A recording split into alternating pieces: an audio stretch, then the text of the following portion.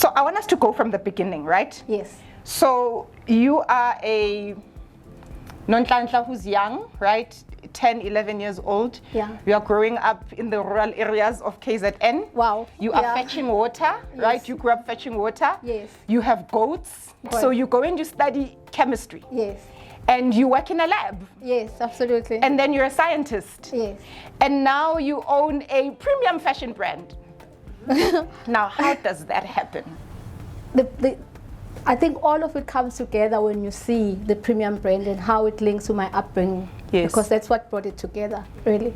But I think as a child, I was curious. I wanted clearly to be a scientist, and then I got bored. I worked in the lab for a couple of years as a chemist, and at the time I was working with people that were in sales and marketing. So they would ask and bring stuff in the lab to present to their clients. I would develop it for them. They would go and present it and they come back with wins and celebrate in sales. So I really started like envying them. Like I can't be in the lab, and I realized I was also an extrovert. I'm like, maybe the lab thing is not for me. I'm gonna be out of here. Yes. Then I started looking around for opportunities in sales and marketing. I then moved into technical sales.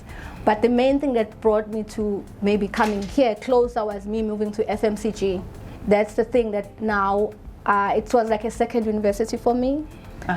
Being in the FMCG environment, I understood the value chain. I was responsible for selling from the beginning. I understood. I remember, I'm coming from making the product from scratch. So yes, being in a lab. Yes, being in a lab, you're cooking a product from scratch. Cooking a product from scratch. I went to production of the product. Yes. I'm now in the selling of the product. And then I understood the value chain now, the movement from when you're selling it to getting into the market. Yes. So I spent a lot of time in FMCG.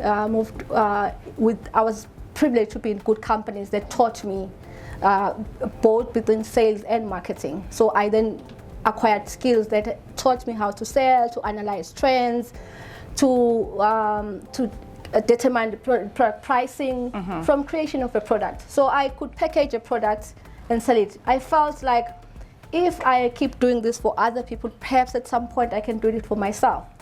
So I then already feeling entrepreneurial, I wanted to empower myself. In between, I studied, I added postgrad in marketing. So I already understood the language. I was comfortable with the sales environment, but I needed more. Remember, I'm coming from a very specialized field. Science is specialized. There are things that you think you know, but you don't know when you're coming from a field like that. People can speak in the room, but they can speak over you. So I was experiencing a lot of that. So I needed the MBA.